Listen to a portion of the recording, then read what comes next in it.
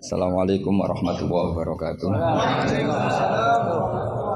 Rabbi zidni ilma warzuqni fahma amin ya rabbal alamin. Allahumma shalli wa sallim ala sayyidina maulana Muhammadin wa ala alihi wa sahbihi asma'in amma ba'du. Ini para pengatur kiai yang semoga dimaafkan Allah. Karena ngatur kiai itu dosa gitu.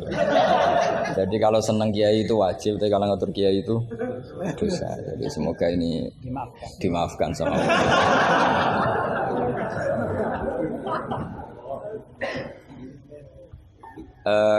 Tentang ini kan jurusannya fikih. Jadi tentu fikih atau usul fikih itu semuanya diambil dari Quran. Bisa dikatakan fiqhul Quran atau minta fasiril Quran, tentu umurun fikih, tentu sesuatu yang terkait dengan apa? Fikih. Semua orang mufassir itu pasti menguasai fikih. Saya itu bisa tafsir seperti ini itu ya barokahnya. Saya itu setengah hafal i'anah. Kalau kamu kan setengah hafal takrib aja enggak. Ini pengasuhnya ini yang siapa ini, yang Pak siapa ini? Pak Khairuddin. Namanya aja sudah salah itu. Khairuddin, api-api agomo. Jadi kalau kamu mangkel sama Khairuddin, bocah kok nakal gitu. Itu kalau diterjemah api-api agomo kok nakal gitu. Jadi ya sudahlah, memang kekacauan itu khasnya dunia ini. Jadi ya biasa aja. Begini saya beri contoh yang ekstrim ya. Jadi cara memahami Quran atau fikih itu kalau ingin paham serius itu cari sisi ekstrimnya. Itu pasti nanti kamu akan mau tidak mau. Misalnya bayangkan kenapa harus pintar mengemudi. Bayangkan kalau tidak pintar itu kecelakaan. Fikih juga gitu. Kalau kita tidak tahu fikih itu bayangkan paling ekstrim, yaitu tidak dapat ridhonya Allah Subhanahu wa ta'ala. Nah, kenapa demikian? Karena hadan nabiyyu, ini nabi adalah musyarri' atau yang punya otoritas syariat.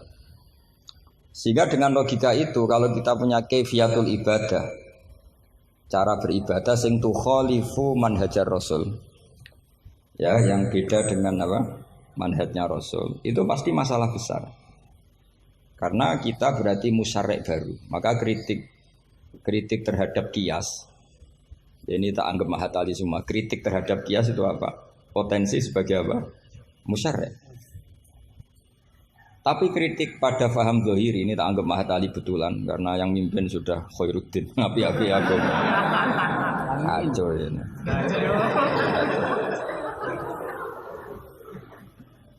Jadi misalnya begini. Sesuatu yang sama itu kadang berdasar riwayat itu ketentuannya beda. Misalnya kalau kita pakai urutan dosa akbarul kabair, satu itu al-isyrak billah. Kedua adalah qatlul mu'min. Ketiga adalah az-zina. Tapi kadang-kadang untuk mengisbatkan seseorang musyrik atau mengisbatkan seorang itu sebagai qatil, itu saksinya tidak sebanyak zina. Logikanya kan semakin akbar, semakin saksinya lebih banyak. Tapi kadang secara riwayat tidak. Sehingga apa yang dikatakan agama? Menurut ahli hadis, ad-din huwa riwayah. Kalau menurut ahli hadis, agama itu riwayat. Karena kalau kita melogika, takut kita sebagai musyarri', sebagai penentu lain atau rivalitas dari Nabi dalam membuat aturan apa? Syariat. Oposisi ya kira-kira.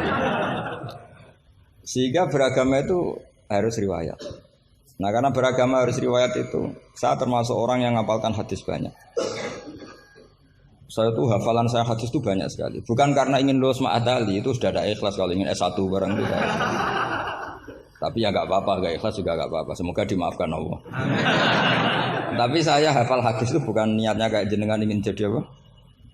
S1 terus guru TPQ nanti ketemu banyak ustazah yang cantik itu enggak benar itu niat itu. Tapi memang aturannya seperti itu. Saya beri sekian contoh. Kalau agama itu tidak selalu mengikuti logika kita. Saya beri contoh sosial saja yang mungkin ada ini mic-nya kok terlambat kenapa? Ada yang lebih bagus. Ini adalah setelannya. Coba bawa dengan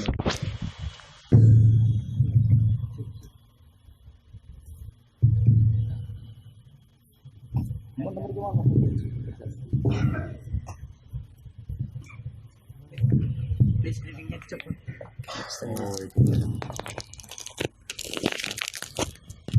Amin Gus. Ini pengatur dia. Ini ikhlas. Oh ini ikhlas katanya. Bismillah saya teruskan. Saya memberi contoh logika sosial karena ini yang paling mungkin dalam perdebatan ijtihad. Kalau ubudiyah kan kita sudah taslim ya, cara sholat pasti seperti itu. Tapi saya beri contoh sosial. Menurut Anda jujur itu baik apa enggak? Kita pasti mengatakan jujur itu baik. Tapi kebaikan jujur menurut agama itu harus berbasis halal dan haram. Begitu juga senyum, begitu juga komitmen, itu setelah halal haram. Tadi saya sudah bilang sama Gus Hasan Sadili, akhlak itu di bawah hukum. Andai kan senyum itu ibadah, itu orang-orang nakal yang rayu lelaki hidung belang, itu semuanya tukang senyum. Kadang ustadzah sering merengut karena kurang bisyarah atau apa tidak tahu. Nah, nanti kalau senyum itu ibadah berarti mereka lebih sering ibadah karena sering senyum. Itu kalau sampean maling tidak konangan lapor ke pimpinan, mesti dianggap wah kamu bagus karena maling tidak konangan. Tapi ya bagus dalam konteks maling. Kamu judi kemudian kalah, kamu bayarkan sama yang menang. Kamu ya dipuji pejudi yang baik karena berkomitmen. Nah kita tidak pernah tahu sebetulnya kata baik itu harus berbasis syariat. Sehingga kita tidak pernah muji senyum itu baik, berkomitmen itu baik kecuali ba'da'an wa faqadzalika kullu syariat Rasulullah sallallahu alaihi wasallam.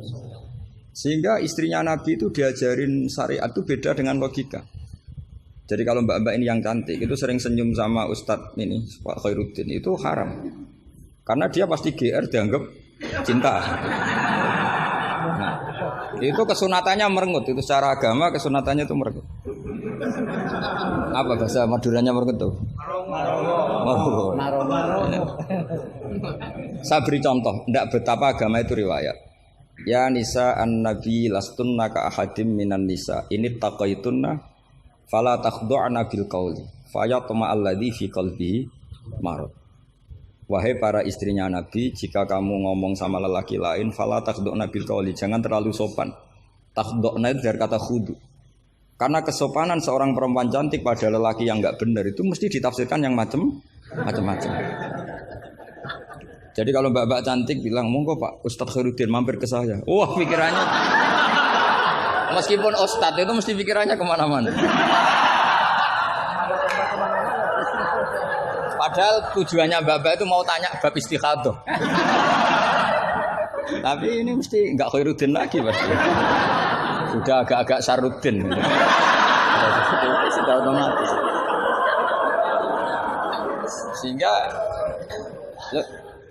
Sehingga aturan Quran jelas. Kebaikan khudu, kebaikan sopan itu harus ada ukurannya.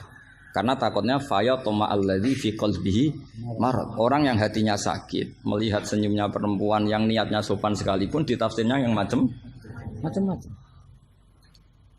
Itu juga fiqhul Quran. Makanya basis kita adalah mengenali fikih itu halal haram dulu secara riwayat. Seorang lagi secara riwayat, jangan secara akal. Kalau selalu pakai akal, mungkin kita naif. Misalnya begini, ayam yang menurut misalnya pakar kesehatan dianggap terindikasi flu burung. Sementara bekecot yang menurut mazhab Syafi'i haram, kemudian malah ditetapkan sebagai makanan bergizi. Andai kan kamu jadi mufti yang mengikuti ilmu ahli gizi atau kedokteran misalnya. Kamu mengatakan apa coba? Terus kamu sok ahli usul fikih karena Mahatali baru masih seneng-senengnya dalil al-hukmu yaduru ma'ilatihi wujudan masih amatiran masih. Wah ini bekecot ini illatul hukmi sudah naf'u ya, memberi manfaat. Yang sementara ayam itu doror karena apa? Mengandung apa? Flu burung. Wah berarti yang bekecot halal, yang ayam haram. Kalau kamu bilang gitu kan taqabbalallahu minna minkum. Bisa dicoret dari daftar dai. Kalau saya seperti yang dikatakan MC, saya tidak pernah takut suatu saat tercorak apa tidak pernah takut. Karena kita sudah biasa belajar ilmunya wali. Artinya belajar ilmunya wali ya nomor satu cari ridhonya Allah. Saya tidak pernah ingin terkenal. Dan kalau saya terkenal kok termasuk dosa yang menterkenalkan karena saya tidak pernah. Jadi fahisabuhum ya alaihim bukan alayya. Kalau Allah mau menghisab ya yang kurang penggawean itu. Ya kalau yang saya ngajikan itu baik, yang dapat pahala yang menerkenalkan itu. Karena mereka sudah tidak bisa dapat pahala lewat alimnya, ya sudah nge-share saja. Daripada niru alimnya berat ya sudah nge-share saja. Sehingga tadi saya sempat rembukan sama Gus Hasan Sadili. Kenapa Rasulullah itu ngendikan bu istul yutamima makarimul akhlak. Makarimul akhlak itu mutammimah, penyempurna. Tapi setelah basis halal haram. Tanpa itu nggak bisa ada makarimul akhlak. Apa artinya senyum sebagai makarimul akhlak dilakukan fasikoh yang menggoda lelaki. Coba lembaga-lembaga rentenir itu yang cantik-cantik itu tukang senyum enggak? Tapi yang mulang di masjid ngobrai santri jamaah merengut. Berarti hadal ustad merengut. Padahal kata Nabi konsen senyum. Ini lembaga rentenir senyum. Terus pahalanya banyak mana? Maka ukurannya adalah halal haram itu dikawal dulu. Baru setelah sesuatu itu halal, baru senyum itu sunnah. Tapi kalau halalnya saja tidak kena, misalnya perempuan penggoda, perempuan nakal, terus senyum, ya tetap tidak ibadah, kan basisnya dari haram. Gak senyumnya MC ini, kan basisnya sudah ngatur dia itu haram. Itu haram. Jadi harus istighfar itu. Karena basisnya ngatur dia. Coba kiai kok diatur, jangan harus ngisi jam sekian Gus. Ngatur orang tua dia itu nggak boleh. Nggak ada dalam akhlak apa taklim mutalim kiai boleh apa? Diatur nggak ada. Makanya ini sebagai percontohan. Saya tahu anak-anak di sini ingin ngatur saya habis isya. Tapi supaya kamu dosanya tidak kebanyakan. Karena ngatur kiai. Nah, saya minta ngaji sekarang. Ternyata sampean nurut. Semoga ini kafarah.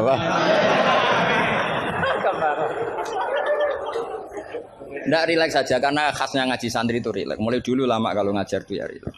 Saya masih ingat jawabannya Mbah Mun.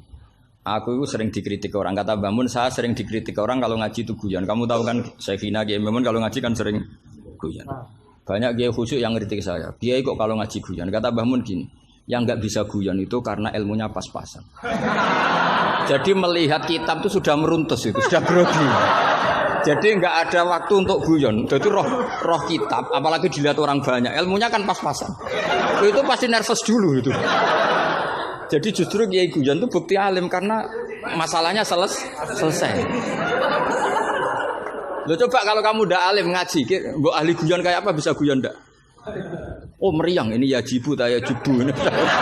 Sudah pusing. Ini ala kulli mukallafin apa mukallifin sudah pusing lagi. Lama-lama tadi, faman mau kote sapane wong saroko nyolong sapa man albedo tak ing anduk. Sampai muridnya bingung. Pak, saya punya anak endok. Karena ejaan Latin itu kalau tulisan pegon itu anduk sama endok itu sama. Dia bacanya albedo itu bukan endok tapi apa? Anduk. Terus kata kiainya karena agak mau kalah. Kan sama, nyuri telur ya haram, nyuri anduk ya haram. Karena gak mau kalah ya. Karena temanya mencuri apa? Mencuri endok sama anduk kan sama-sama haram. Yang repot walillahi mulkus samawati wal ardi, Allah punya langit wal ardi lan bom. Karena dia bumi, dia bacanya bom. Ketika diprotes ya sama. Langit dan bom kan ya sama milik Allah. Wah ya repot. Ada orang seperti itu. Jadi untuk mengkaji fiqhul Quran itu pastikan status halal haramnya dulu. Tanpa itu basis makarimul akhlak tidak bisa.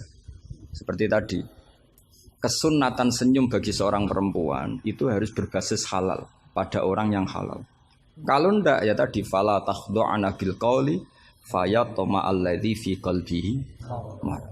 Kalau istrinya Nabi saja punya aturan nggak boleh senyum-senyum baik-baik sama lelaki yang nggak jelas-jelas begitu, apalagi yang nggak istrinya, itu sudah tak tafsirkan. Dia tadi mbak-mbak yang senyum pada Ustadz Khairuddin mau tanya istikhadah tapi mesti GR-nya ini, wah berarti seneng saya. Itu kan parah ya. Itu fayat ma'alladzi fi qalbihi marad. Kalau marodonya santri paling banter ingin dinikah. Kalau marodonya orang nakal kan lebih dari itu keinginannya itu. Nah makanya ngaji fikih itu harus minimal itu ya mu'in, i'anah itu setengah hafal. Kenapa saya syaratkan setengah hafal? Kata ulama-ulama, belajar ilmu itu gampang.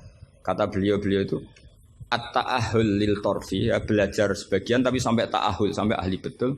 Semal ihtidak bibagihi. Kemudian dari kamu ahli itu pola-polanya akan kamu ketahui. Karena ilmu itu mesti polanya sama. Ya polanya itu sama. Misalnya begini, hukumnya bohong itu apa? Tidak sama jawab, hukumnya bohong haram. Lah itu termasuk amatir sampean. Belajar usul fikihnya apa? Keliru. Kalau kamu jawab bohong itu ada yang wajib. Ada perempuan mau diperkosa sama orang fasik, lari sembunyi di rumah kamu. Terus orang fasik tadi tanya ke kamu, apa ada perempuan ke sini? Kamu wajib bohong atau wajib jujur? Wajib bohong. Makanya ini salah asuh ini mesti dulunya. Maka kalau dalam analisis usul fikih al-kitsbu ya'tarihil ahkam al-khamsah. Dalam bohong pun ada ahkam al-khamsah. Dan itu Nabi sudah memberi isyarat. Tidak termasuk bohong orang yang mendamaikan dua kelompok. Ada sekian contoh yang bohong itu enggak dihitung dosa. Makanya hadad din ini butuh riwayat. Kalau menurut logika bohong itu haram. Tapi misalnya ada seseorang fasikoh, misalnya lonte nakal, janjian sama hidung belang. Malam ini tak booking, kamu tak bayar. Itu wajib nepati apa wajib ingkar itu, Pak? Kalau kamu bilang nepati janji itu wajib, berarti ini wajib. Maka saya bilang tadi saya bukan sama Gus Sadeli. Coba ajarkan bahwa baiknya nepati janji, baiknya senyum itu harus berbasis halal dulu.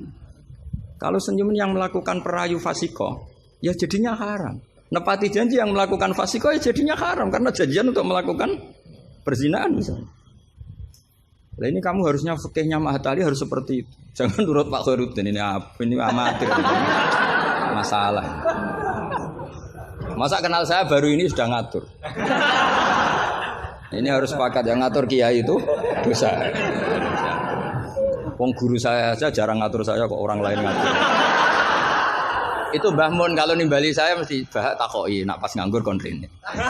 Ini ndak ngundang tanggalnya, jamnya diatur. Semoga Allah mengampuni.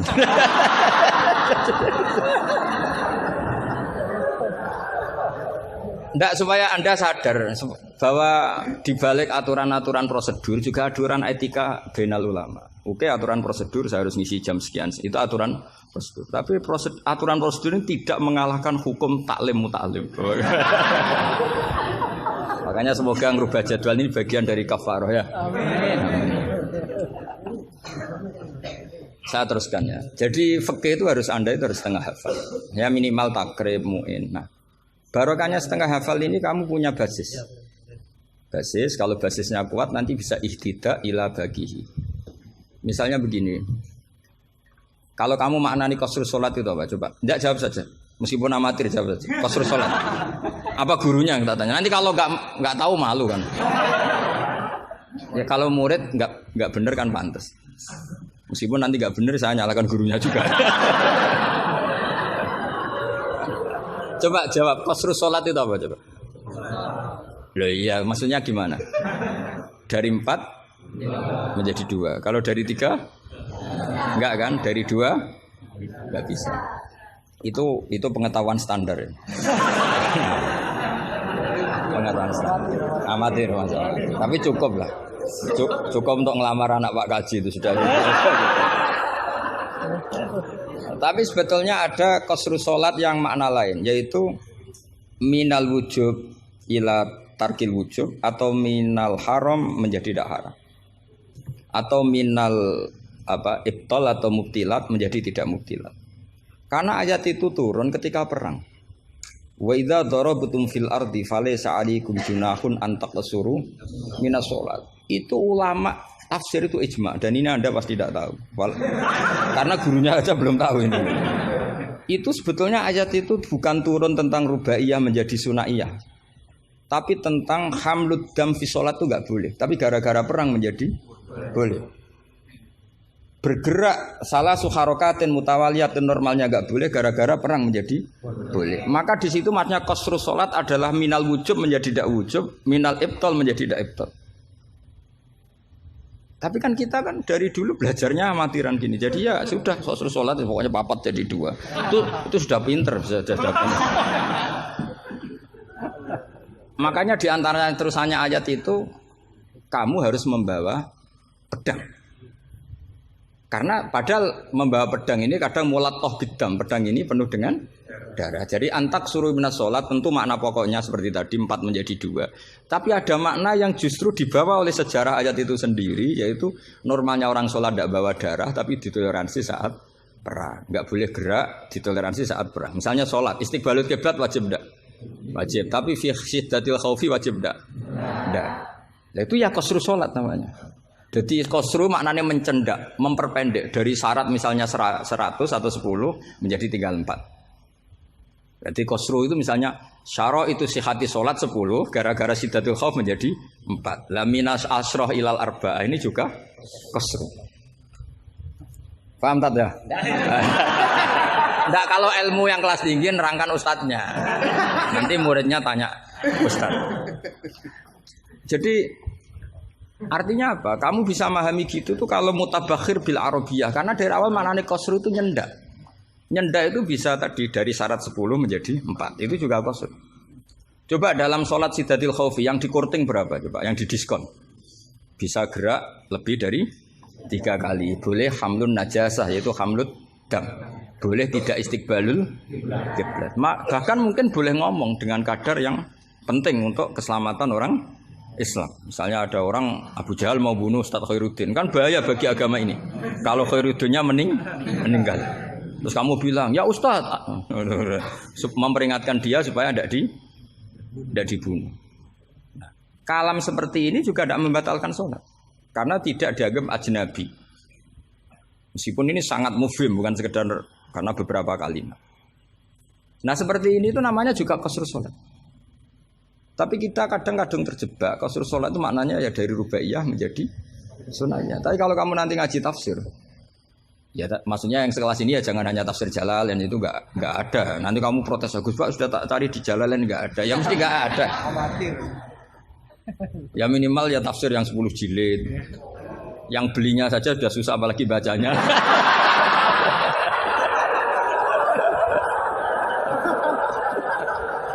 Ya kan, yang belinya aja sudah susah apalagi baca. Tapi kan sekarang ada. Ya, kalau pakai Maktabah Syamilah itu kitab bakhil itu namanya. Orang kok gak mau modal itu. Beli HP 3 juta mau, pas mau beli kitab hanya pakai Maktabah Syamilah. Itu berapa harganya? 20.000. Itu kriminal menurut saya itu. Untuk calon ulama itu masalah. Karena kalau tradisinya ulama kan baca kitab, ditakriri, dibandingkan, terus dimuqabalah. Karena kalau kutub Maktabah Syamilah mau kamu takriri gimana? Apalagi nyuwun sewu kalau ada tahrif atau apa kita ada ikut tanggung. Saya itu punya kitab Ihya itu kalau enggak 5-6 dari beberapa percetakan yang beda. Karena takut kadang tahrif. Apa? Tahrif itu potensinya begini. Makanya saya sarankan kalau Anda ingin mengkaji tafsir itu minimal i'anah itu setengah hafal. Karena dari hafal, kenapa saya milih i'anah? Karena qoribu ahdin bina, dekat sekali dengan kita. Misalnya sanad saya, misalnya saya Mbah Mun, Mbah Karim, Mbah Hashim pernah ngaji Syekh Mahfud Termas ngaji Sayyid Abi Bakar Sato, Sahibul i'anah. Kalau saya sanad dari keluarga saya, malah mbah saya kandung, itu pernah ketemu sama Sayyid Abi Bakar Sato, pernah ngaji. Kalau sanad guru memang saya harus muter sampai 5. Di sebelah kiri juga sama. Mbahnya istri saya namanya Mbah Murtado sama mbahnya Mas Kamil itu pernah ngaji Sayyid Abi Bakar Sato. Sama saya tak cerita. Misalnya begini, ada kitab tuh membuang la, dengarin ya, membuang la. Itu kalau Anda yang hanya belajar di Mahatali seperti ini, mungkin buang la itu aneh, karena la itu kata inti, tidak itu kan kata inti. Tapi di orang Arab, buang la itu biasa. Jika tafsir Jalalain selalu mengatakan la uqsimu bihadzal balad, la uqsimu biyaumil qiyamah, la zaidatun, la difonis ya zaidah. Wong la itu maknanya tidak kok dikatakan zaidah. Karena memang dalam muhawaratul Arab atau muhadatsatul Arab, mereka bilang la wawa. Orang Arab itu kalau bilang wawa itu enggak marem kalau tidak dimuqaddimai la wawa. Sehingga la difonis zaidah. Tapi problem dikatakan zaidah begini, apa betul iya? Karena kebalikannya juga ada. La itu ada tapi di lafaz tidak ada. Maksudnya di lafaz tidak tertera. Misalnya wa'alal ladzina yutiqunahu fidyatun ta'amu miskin. Coba kalau kamu maknani tanpa la. Orang yang mampu puasa pun enggak maknani tanpa la. Makanya tadi mukadimah saya kan kalau ingin belajar ilmu cari sisi ekstrimnya. Misalnya kalau kamu kangkang itu jelek, bayangkan kalau untuk cah jelek, tahu-tahu anak kamu jelek banget gitu. Itu kan cari sisi ekstrimnya. Itu kan tahu-tahu anak kamu nyesal punya bapak dan ibu kamu. Karena supaya pesek keriting, bojomu ya pesek keriting, terus anakmu kayak orang Afrika. Nak lanang rapo terus wedok. Itu kan kamu ikut dosa. Karena membuat generasi yang enggak laku rabi gara-gara salah. Ikut dosa. Makanya sebetulnya kalau nuruti logika cawe wedok untuk cah lanang elek agak sunat karena nolong merubah. Agak sunat sebenarnya. Tapi bisa saja cowoknya ini yang haram karena memperburuk. Karena biasanya kalau yang sahabatnya besar itu yang jadi. Karena yang wedok cantik, yang lanang jelek kan yang semangat yang lanang. Biasanya anaknya mirip bapaknya. Nah, itu masalah kan enggak. Itu kalau menurut di fikih itu logika. Tapi fikih kan enggak logika juga apa? Riwayat. Saya teruskan ya. Kalau Anda tahu di fikih yang boleh fidyah itu kan az-zamin orang yang lumpuh atau as-syekh. As-syekh sing marot sing la yurja buruhu. Saya ulang lagi, kalau kita ngelotok fikih yang boleh bayar fidyah itu siapa? Orang yang sudah lumpuh atau syekh orang tua yang enggak mungkin sembuh lagi, maka dia dianggap enggak mampu puasa diganti fidyah. Karena ada kepastian fikih demikian sehingga ketika kita baca ayat wa'alal ladzina yutiqunahu tetap kita baca la yutiqunahu. Kenapa kita tahu itu? Karena basis fikih kita cukup. Meskipun tidak ada la tapi basis kita mengarah ke la. Berarti yang menentukan kamu alim itu basis fikih apa basis lughat? Basis fikih. Kebetulan secara lughat disahkan. Apa bukti disahkan secara lughat? Ada kalimat biasa yang tidak ahkam syariah tapi buang la. Tawahi tafta'u tazkuru Yusuf ela tafta'u tazkuru Yusuf. Ketika Nabi Yakub sampai setengah buta, kata anak-anaknya, sudahlah bah, kamu itu terlalu selalu eling ingat Yusuf. Tawahi tafta'u ela tafta'u, artinya ada membuanglah di dialog-dialog biasa. Kalau dalam dialog biasa bisa dibuang, maka dalam hukum juga bisa dibuang. Kayak wa'alal ladzina yutiqunahu fidyatun ta'am miskin ela yutiqunahu. Ada lagi contoh yang mesti membuang lah. Ini mujma'alah pasti. Maksudnya secara makna pasti mujma'alah. Mungkin ada yang mengkaji fikul Quran. Ada ayat di bab kalalah itu yastaftuna qulillahu yuftikum fil kalalah ini mruun halaka laisa lahu waladu wa lahu ukhtun falaha nisuma tarok sampai saat terusnya terus ditutup apa? Yubayyinu wallahu lakum an tadillu. Coba maknani tampallah. Oh, sesat semua. Cara sekretaris tadi sudah di-X semua. Coba kalau maknanya tambah lah. Yubayyinu nerangaken sapa Allahu Allah. Allah memberi penjelasan antandilu supaya kamu sesat. Betapa bodohnya kita. Itu jelas menyimpan la dan mujma'alah, enggak mungkin kamu maknanya tambah la. Karena kalau tambah la maknanya Allah memberi penjelasan agar kamu sesat. Itu mbok guru paling goblok pun tidak akan segoblok itu gitu. Akhirnya tafsir Jalalain ya urun, biasanya urun itu urun rembuk. An sama ta terus dikasih la ya, biasanya tafsir Jalalain kan gitu. An terus dipotong ditambahi la. La ini di luar kurung karena enggak Quran, yang dalam kurung Qurannya terus la itu urunnya Imam Suyuti atau tafsir Jalalain. Pasti maknanya musma'aleh membuang la. Nah, kalau ada yang tidak membuang la pasti punya solusi lain yang maknanya sama. Misalnya gini. Kalau kamu belajar nahwu, Saya ulang lagi, kalau kamu belajar nahwu alfiyah lah. Saya tuh alfiyah juga sarahnya itu setengah hafal karena saya butuh paham. Ya butuh paham. Kamu milih mana buang la sama buang mudhof? Populer mana di nahwu? Ulama nahwu ada yang milih lebih populer buang mudhof. Misalnya was'alil qaryah was'al ahlal qaryah. Ya misalnya gitu. Nah makanya ulama daripada buang la itu gak pati lughatun ma'rufah, gak pati begitu dikenal, milih buang mudhof. Artinya terus bilang gini, yubayyinu wa lakum karahiyata antadillu. Allah memberi penjelasan karena Allah tidak suka kalau kamu sesat. Terus karohiyah dibuang. Nah ini kan urusan makna, urusan pilihan lughat, tapi semuanya sepakat maknanya harus seperti itu. Tapi ada yang milih buang la, ada yang milih buang mudhof. Lah kira-kira secara rasa nahwu kamu milih mana coba? Wong kowe ram lagi saiki kok milih. Tapi tetap kita tahu, nggak mungkin yang dimaksud Allah memberi penjelasan agar kamu sesat. Kalau menurut saya pribadi suka buang mudhof karena lebih familiar. Memang buang mudhof di bahasa Arab itu familiar. Bukti paling gampang itu di bab taukid. Di bab taukid kalau kamu ngaji nahwu bab taukid. Ja'a zaitun nafsuhu apa? Ja'a zaitun nafsuhu atau ja'a zaitun ainuru. Itu semua ahli nahwu mesti bilang begini. Yang ahli loh ya, enggak sampean, yang ahli nahwu pasti bilang begini. Taukid itu dipentingkan untuk memastikan hadal kalam la yahtamilu mudhofan. Bahwa kalam ini tidak terjadi pembuangan mudhof. Karena kalau dalam bahasa Arab ja'a zaitun bisa saja ja'a gulamu zaidin atau katibu zaidin atau tilmizu zaidin. Sampai butuh taukid itu saking seringnya di bahasa Arab itu ada buang mudhof, sehingga orang Arab kalau ingin memastikan Zaid sendiri yang datang harus ngomong ja'a zaitun nafsuhu. Karena kalau zaitun saja bisa artinya katibu zaidin atau gulamu zaidin. Berarti buang mudhof populer enggak? Populer sekali sampai ada bab taukid untuk menghilangkan kemungkinan itu. Saking seringnya apa? Saking sering. Itu kalau kangkang sedang gaya itu kan wah rabi keluarga Ki Astad. Baru tanya, keluarga yang mana? Ponakannya apa cucunya? Enggak, candalem enggak. Karena gue gaya-gayanan kan harus ngomong seperti itu. Nah, sehingga dalam level ekstrim ilmu kalam atau ilmu tauhid, saya ulang lagi, saya mukadimahnya tetap sama ya. Cari sisi ekstrim dalam mengkaji satu ilmu, ya cari sisi ekstrim. Misalnya kalau kita tidak buang mudhof, kamu bisa nggak maknani ini secara ilmu kalam atau ilmu tauhid. Wajah Rabbuka wal malaku soffan. Coba maknani tanpa buang mudhof. Kaya Allah kaya dirijen. Wajah alan teko sapa Rabbuka pangeran sira wal malaikatu lan wal malaku lan malaikat oleh teko soffan hale baris-baris. Jadi sok kiamat itu Allah berbaris. Kriminal enggak kalau dalam ilmu tauhid seperti itu?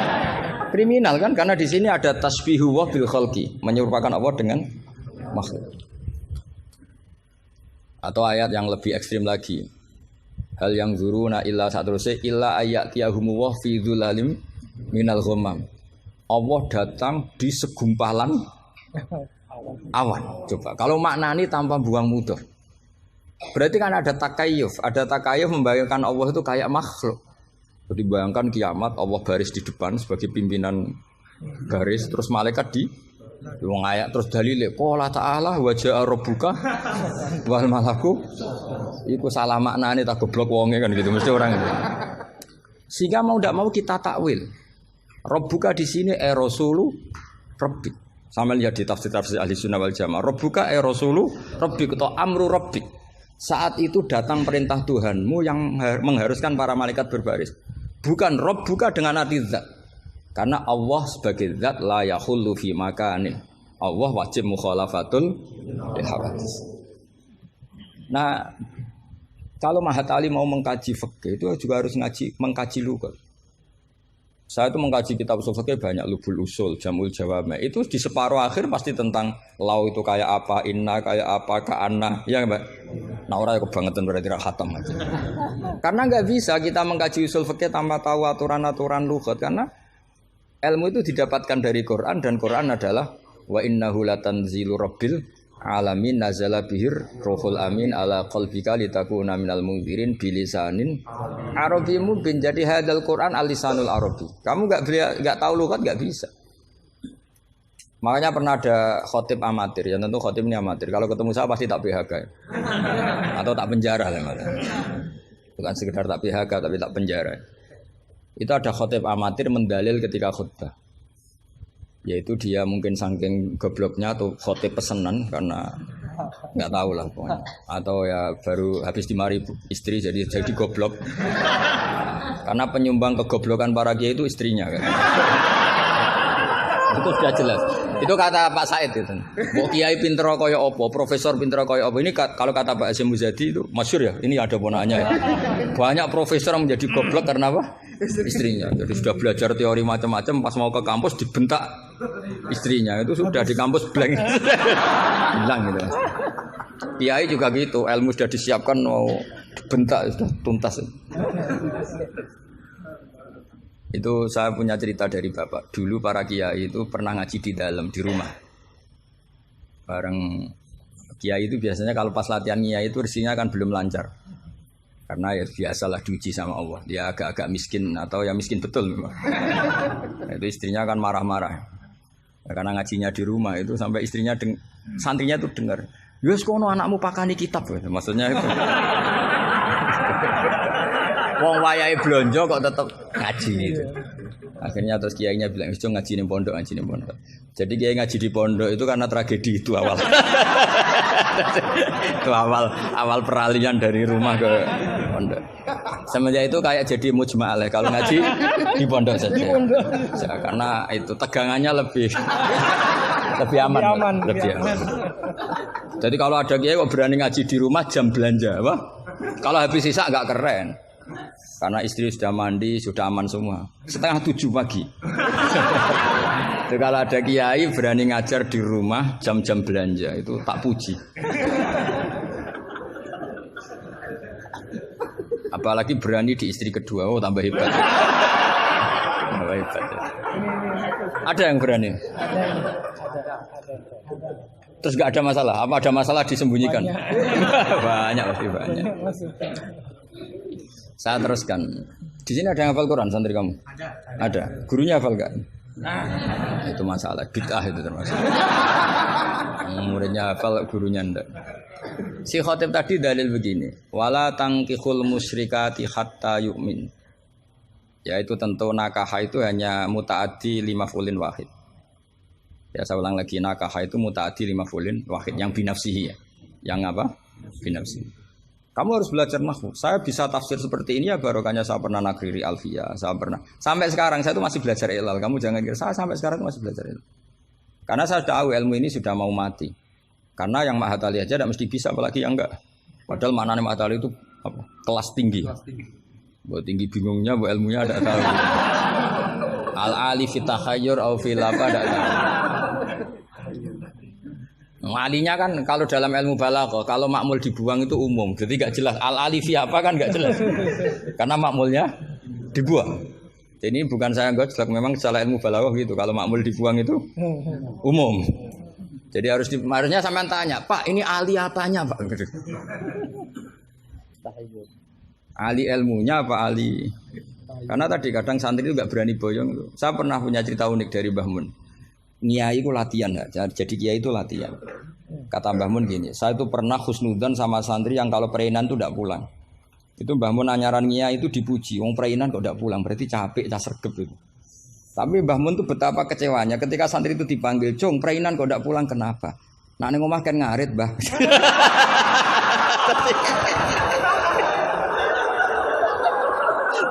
Jadi artinya Mbah Mun tuh kecewa karena husnudzonnya itu enggak tembus gitu. Nah, bisa saja sampai meneruskan Mahat Ali itu bukan karena nyari ilmu. Ning omahe wopo gitu. Jadi husnudzon itu ya kalau keterusan itu ya jadi goblok gitu. Saya enggak tahu, coba niat kamu Mahat Ali itu nyari ilmu apa daripada di rumah enggak jelas. Enggak usah dijawab itu sudah kita. Enggak usah dijawab. Ya wala tangkihul musyrikati hatta yu'min. Terus wala amatum mu'minatun khairum min musyrikati walau ajabatkum. Karena depannya wala tangkihu, berarti maknanya kan gini. Wala tangkihu lan ojo nekayo sira kabeh ayyuhal mukminun, karena khitabun lil jamil mudzakkar ya, khitabun lil jamil mudzakkar. Al musyrikati yang pira-pira wedok musyrikah, perempuan musyrikah. Nah karena depannya bifat khita, saya ulang lagi karena depannya bifat khita. Ayat yang kedua atau alinea kedua atau qadiyah kedua itu tetap dibaca wala tangkihul musyrikina hatta yu'minu. Tetap dibaca wala tangkihul. Itu sehingga orang Arabia nggak hafal Quran tapi dia malakah bil Arabia. Saya ulang lagi dia ada ahli Quran tapi malakah bil Arabia karena dia dzauqus salim al-urbul khulsu, dia orang Arab asli yang belum tercampuri oleh mu'arrab, oleh Arab-Arab palsu. Tidak Arab muwalladin kalau dalam bahasa balaghah. Terus bilang gini, ya khotib katanya Pak Khotib, apa betul itu Quran? Kalau itu betul Quran saya kecewa dengan Quran kata. Karena maknanya menjadi gini. Wala tangkihulan ojo nekai sira kabeh para mukmin lelaki karena khitabun jamil mudzakkar. Al musyrikina ing lanangan musyrik. Yang mau nikah sama lelaki musyrik itu ya siapa gitu. Mbok ndak usah dilarang ya ndak akan kita lakukan gitu. Mas, artinya gini kan menjadi tidak mutu kan misalnya saya ngandani jenengan Dong Kang, ini kan kalau di sini bahasa Madura Kang ya Kang sama. Kang kowe aja nikah mbek Pak Khairuddin. Loh, enggak usah dilarang juga enggak akan kamu lakukan. Bisa muta-muta kamu kalau nikah sama lelaki kan gitu. Tapi kalau dibaca bifat khita maknanya seperti itu. Kalau bifat khita maknanya seperti itu. Maka semua ulama qurra ijma, saya ulang lagi ijma bacanya bidomit ta apa? Sehingga maknanya gini, wala tungkihu lan ojo nekahno sira kabeh para wali. Terus maf'ul awalnya dibuang banatikum ing pira-pira anak wedok sira kabeh atau mauliyatakum ing wong wedok sing mbok waleni sira kabeh. Jadi hadhil ayat khitabun lil auliya wala tungkihu ayyuhal auliya wala tungkihu lan aja nikahno sira kabeh para wali banatikum ing pira-pira anak wedon sira kabeh mbok nikahno al musyrikin ing lanangan musyrik. Itu baru benar. Kebetulan di Jumatan itu ada orang alim. Ya orang alim itu bisa saya, bisa Pak Khairuddin. Tapi andaikan di polling pasti orang milih saya. Maksudnya sementara ini, tapi nanti nggak tahu saya. Kalau dia sregep terus nyalip saya nggak tahu. Tapi itu agak mokhal itu. Agak mokhal. Ya setidaknya mokhal adatan, bukan mokhal yang. Ya, mokhal ya. Mokhal adatan ya, bukan mokhal yang kotan tapi mokhal apa? Adatan. Ya, bukan mokhal aklan ya. Terus ada kiai bilang gini, ndak itu yang salah ndak Qurannya, khotibnya. Itu semua Quran bacanya bidomit. Maka kalau sampean mengkaji Quran itu harus seperti ini, cari sisi ekstrimnya. Betapa fatalnya kalau kita salah harokat. Tapi dengan membayangkan gitu kan habis salah harokat kan buruk betul gitu karena maknanya jadi parah ya, bisa berubah. Sehingga kita lah, tapi karena orang kadang wala tangihu itu bifat khita terus belakangnya ikut dibaca wala tangihu. Coba kalau kena adzauqus salim minal urbil khulsi, orang Arab yang masih murni itu eskal betul. Karena maknanya menjadi dan jangan kalian menikah sama lelaki musyrik. Gak ada usah dilarang ya. Ya gak akan terjadi. Nah terus kembali lagi ke fikih. Jadi pastikan fikih dulu. Nah kalau fikih sudah dipastikan, kamu baru tahu tentang lughatul Arabi atau istimalul Arabi atau al-lughatul Arabiyah. Tapi saya bahasakan lisanul Arabi. Saya beri contoh terakhir. Ini kan kebetulan tidak dibatasi. Yang saya dibatasi saja mau mengakhiri ini. Saya biasanya kalau ngisi ya 35 menit. Ini tinggal 5 menit. Ini terserah ustadznya, ada sesi tanya apa enggak. Kalau ada sesi tanya, resikonya yang goblok kita goblokin. Itu resikonya. Kedua, gurunya ra tanggung jawab. Nganti takok ngenteni ngundang kiai. Karena gurunya nakalan, belum dicucuk, belum dihormati, tapi kalau ada muskil nyewa kiai. Itu minsui adabi itu. Pasti guru yang enggak baik.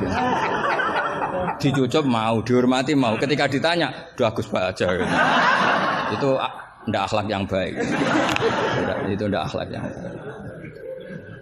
Lo tanyakan siapa saja itu akhlak yang nggak baik. Itu pasti seperti itu, ndak akhlak yang baik. Tapi kalau akhlak nggak baik itu kita ikhlaskan terjadi ya monggo. Tapi saya maafkan. Begini misalnya, pastikan bahwa hukum fikih ini kan apa? Jurusan kamu kan fikih wa usulih. Dan katanya tadi fikih tafsir. Saya pastikan tafsir itu gampang. pastikan kamu tuh alim fikih. Ya tadi minimal tuh setengah hafal ya. Enggak harus hafal betul, enggak mungkin. Nah, potongan sampean tuh enggak mungkin. Setengah saja. Ini bukan suudzon, bukan suul yakin. Bukan suul yakin. Kalau suudzon masih baik ya, Pak. Suul yakin. Loh sama enggak usah tersinggung, biasa aja. Wong saya hanya ngomong, hati saya tetap husnudzon. Bedanya ulama sama enggak gitu. Ulama itu rileks tapi hatinya salimal qalbi, salimas sarirah. Kalau orang munafik lisannya bagus tapi hatinya jelek. Jadi kalau saya lisannya bagus, terlalu bagus malah bahaya. Karena khasnya orang munafik tuh lisannya bagus. Wah, saya ngawur tuh masih ada ilmunya.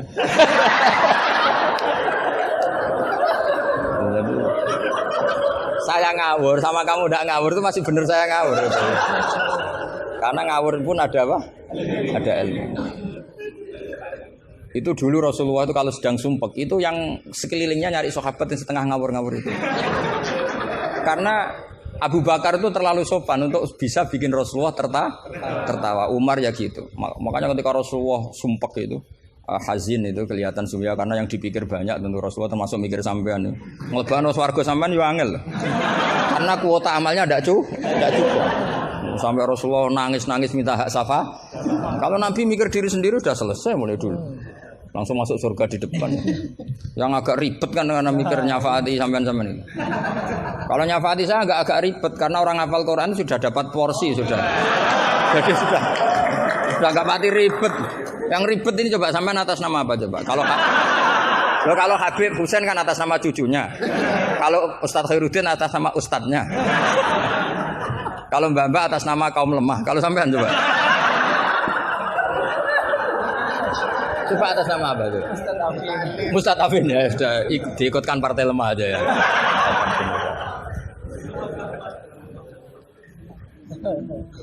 Saya teruskan ya.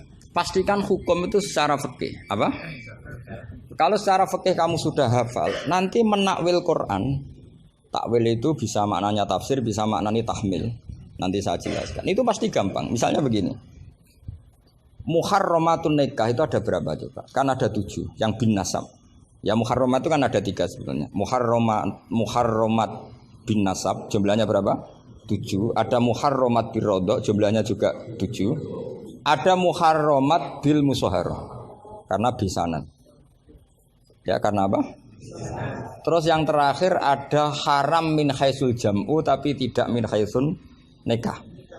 Ya haram min haisul jam'u tapi tidak haram min haisun nikah. Kayak kamu nikah mbaknya otomatis nggak boleh nikahi adiknya selagi masih sah dengan mbaknya. Makanya nunggu mbaknya mati jadi urusannya. Itu kalau mbaknya mati betul nggak tahu saya itu. Semoga nggak karena apa-apa takdir. Tapi kalau adiknya cantik mbaknya jelek kok mati dulu.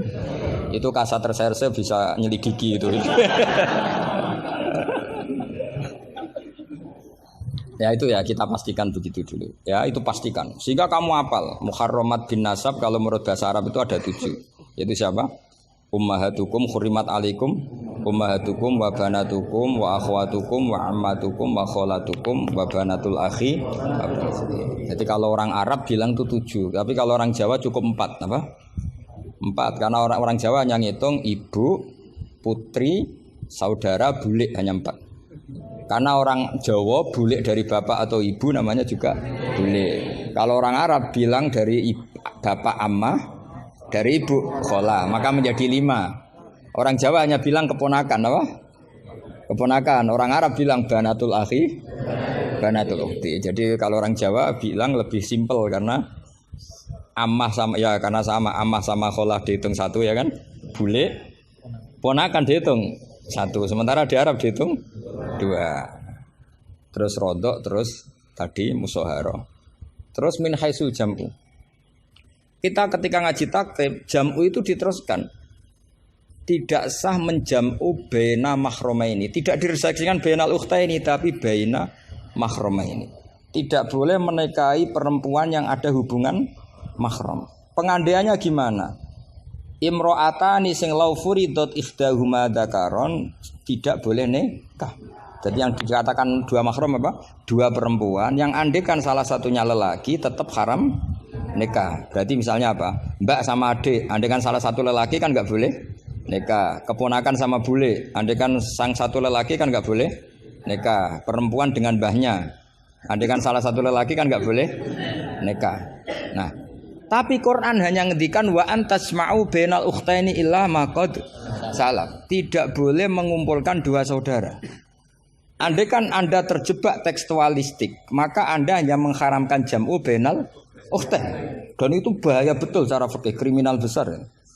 Karena kamu berarti menghalalkan orang menikahi perempuan berbarengan dengan bulenya. Kadang kan bulenya juga masih cantik. Ya, atau misalnya yang kamu nikahi umur 17, 18, bulenya umur 30. Terus cantik bulenya. Terus bulenya sekalian gitu. Atau nikahi bulenya, terus ponakannya cantik. Kalau sama banyak kayak enggak ya. Kan 17 versus 70. Jadi enggak usah dilarang, kayaknya keterlaluan lah, bayangkan apa? Al-jam'u bainal mar'ah wa jaddatiha. Itu nunggu kelainan maksudnya itu. Nah, pertanyaannya begini. Kalau Anda tidak mahir bil fikhi, saya ulang lagi, Anda tidak mahir bil fikhi, maka ayat wa antasma'u bainal ukhtain termasuk ayat muskilah. Atau Anda tidak mahir bil fikih, bahkan Anda ifta secara menyesatkan. Yang haram itu jam'u bainal ukhtain karena itu yang mansus di Quran. Kalau bainal mar'ah wa ammatiyah enggak ada di Quran, wa kholatiyah enggak ada. Itu sesat dan itu wajib diboyong kalau pondok sini. Wajib diboyong dan harus enggak dapat tiket ke surga itu. Kecuali tobat ya tentu, kecuali itu. Maka ajaran kita enggak boleh orang terjebak tekstualistik, harus ada ilmu usul fikih. Nah, barokahnya kamu hafal fikih tadi, maka ayat wa antasma'u bainal ukhtain kamu fikih ini min itlaqil ba'di wa iradatil kul. Jadi ketika Allah mengatakan ukhtain adalah melafatkan ba'dun min afrodil muharramat tapi wa iradatil kul. Jadi ukhtain bukan dengar makna dua bersaudara tapi fardun min afrodil jam'i bainal muharramat. Dong ya. Jadi coba, artinya kamu bisa maknani itu karena kemahiran dalam fikih, sehingga tidak terjebak bainal ukhtain. Makanya zaman Nabi Sugeng itu sudah menambahkan wala bainal mar'ati wa ammatiha, wala bainal mar'ati wa kholatiha.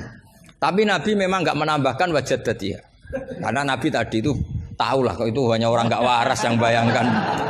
Kan enggak usah dilarang juga pasti orang enggak akan melakukan itu.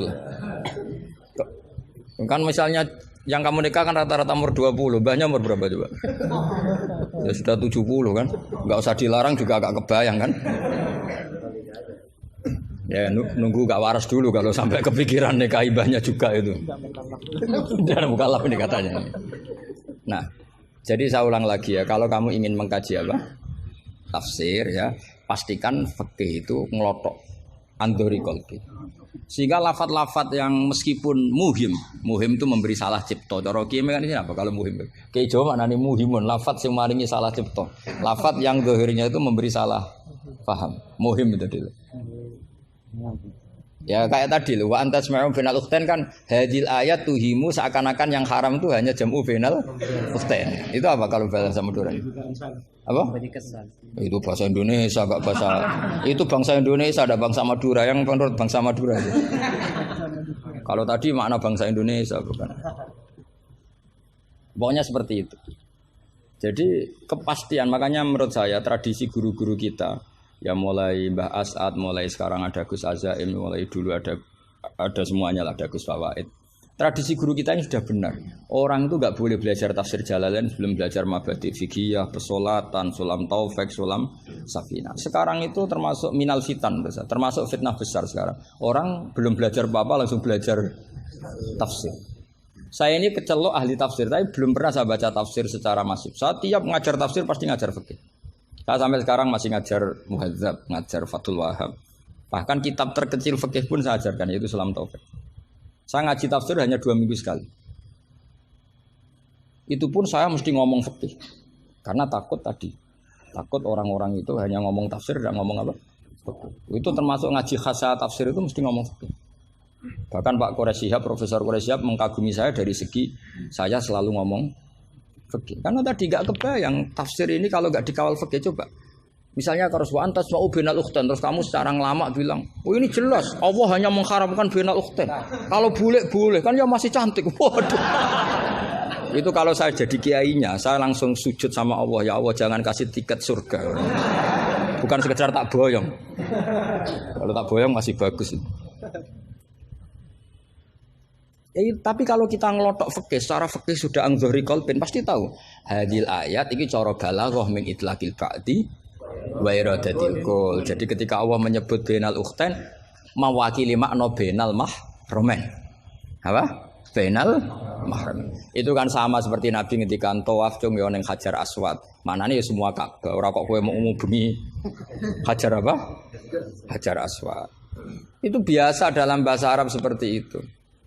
Sama seperti Nabi, orang baik adalah yang memegangi anak yatim, ngelus-ngelus kepala anak yatim. Kayak ngelus-ngelus tok bisa wong akeh. Maksudnya ngelus-ngelus itu bukti tarohum apa? Sayang lah, sayang itu dibuktikan dengan memberi kebutuhannya. Jadi ngelus-ngelus itu ya sambil ngasih 50.000 atau ngelus-ngelus tok ya repot. Iki kiai aneh cah yatim dikumpul kok. Dilus-lus tok karena hadisnya mau masyhur sil yatim. Ya ada seperti itu. Maswi wa ibaratun anit tarohum. Wa tarohum ya min ayakuna infaqon aw ghaira infaq. Ya harus seperti itu mau ndak mau. Kan makanya terus di pondok-pondok diajarkan balaghah. Kalau enggak diajarkan balaghah repot. Coba kalau kamu enggak ngaji balaghah. Ayat ini maknanya nek kamu masuk neraka, tak jamin masuk neraka. Nanti tak pesankan Imam siapa? Malaikat Malik ya, bagian ngurusin neraka. Tak suruh mendaftar di depan gitu kan. Coba kamu maknani tanpa balaghah. Yukhadi'una wa huwa khadi'uhum coba. Yukhadi'una bodoni sapa wong akeh Allah ing apa. Wa huwa lan utai Allah yukhadi'u bodoni mereka ya coba. Wah, tadi mereka menipu Allah apa balas? Kan kacau kan. Seperti itu ulama balaghah sepakat ini mimbabil musyakalah apa mimbabil musyakalah karena mereka menipu Allah maka musyakalahnya dikatakan wahwa khadihum tapi dengan makna yang berbeda. Jadi maknanya wahwa Allah khadihum yang membalas tipuan mereka.